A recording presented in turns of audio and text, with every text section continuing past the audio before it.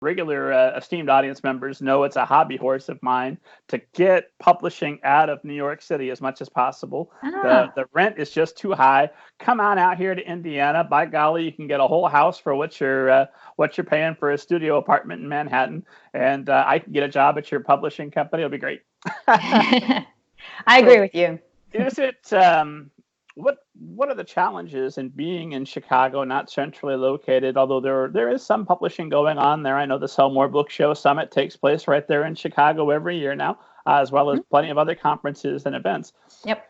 Are you heading to New York City on a regular basis to keep contacts fresh, or what are you doing to compensate for the fact that you are a bit remote, or do you need to do anything? Is this something that everybody could do, working remote? Right. Well, first, I completely agree with you that I think that the concentration of publishing in New York gives a skewed perspective on subject matter that is of interest to some kind of a narrow subset. Sometimes I feel like sometimes those Midwestern themes get a little glossed over, just by way of one example.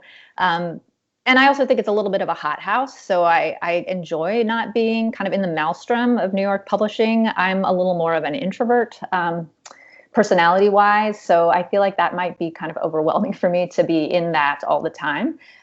So I really like being in Chicago. I do travel to New York. I feel like I can be very intentional about my visits with editors, and we really get a lot done when I meet up with them. I set up a 3-day, 4-day schedule that goes from 7:45 breakfast to 8 p.m. drinks with an editor, all day back-to-back meetings. And so I feel like I do make up for not being in New York with those really intense kinds of encounters. And then, as you say, Chicago is such a magnet for the big conferences. I think ALA might be in Chicago 2 years running in the next few years. And a lot of other conferences come here. So editors often come to me. And so I have a chance to meet up with them, in my own backyard, which is nice as well. Of course, I assume you can keep tabs with people by phone, by email, by video conferencing like we're doing now. Yeah, sure. I really don't think that being outside of New York is any kind of drawback for an agent. I've heard agents who live in New York even say that they think that they're going to see people all the time, but it's sort of like you don't go to the restaurant that's right in your own backyard.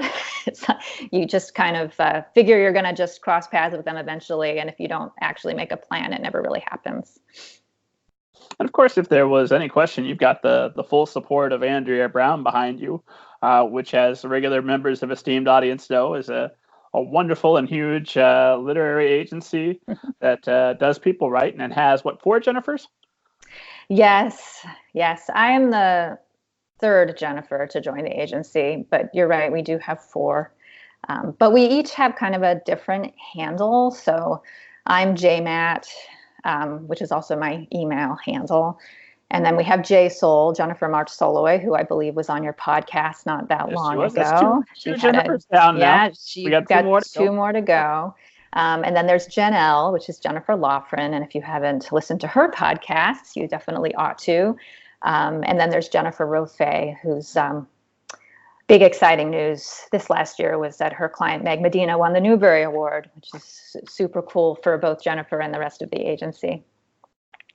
It was one of my favorite books of last year. I never say my favorite because I love every author. I love every book that I read at the blog, but I was so excited for Meg Medina because I really thought that Mercy Suarez was just above and beyond. And obviously, I'm not the only one. Lots of that. Well, thank you for that. It's a wonderful book.